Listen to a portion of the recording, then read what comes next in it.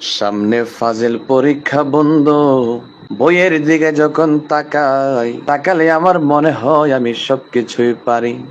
পরীক্ষার পরে আমার কণ্ঠস্থ, মুখস্থ, ঠোঁটস্থ, কিন্তু কি বলবো দুঃখের বিষয় বন্ধু, আজকে আমি মাগরিবের নামাজ পড়ে যখন পড়ার টেবিলের মধ্যে বসলাম, বসিয়া একটু চিন্তা করলাম শনিবারের থেকে আমাদের ফাজিল পরীক্ষা শুরু হবে।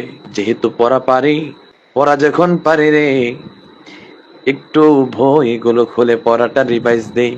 যেই কথা সেই কাজ বন্ধু, সঙ্গে সঙ্গে বইগুলো খুললাম, সাজেশনটাও খুললাম। খোলার পরে যখন দেখি আরবি সব প্রশ্ন রে বাবা, দেখার সঙ্গে সঙ্গে দেখলাম আমার মাথার উপর দিয়ে হঠাৎ করে ঘূর্ণিঝড় আমফানের মতন চক্কর মারলো বন্ধুরে। ও আমার ফাজিল পরীক্ষার্থী বন্ধুরা, হঠাৎ করে নিজের সুস্থতার কথা চিন্তা করলাম।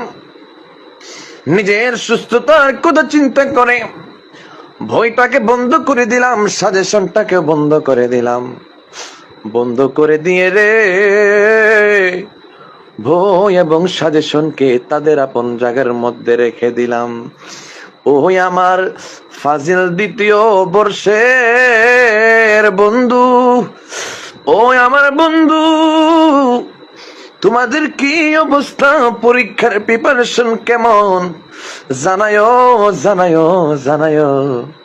বন্ধুরে, একটা বার তোমাদের প্রিপারেশন জানায়ো।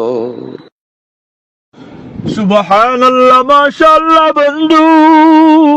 ও বন্ধু,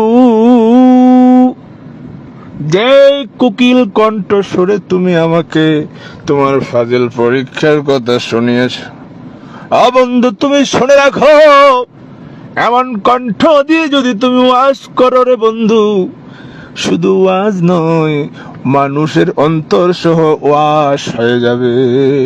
তোমার ফাজিল পরীক্ষা দিতে হবে না, তোমার কামেল পরীক্ষা দিতে হবে না, তুমি কামেলে মুকাম্মেল হয়ে গেছো।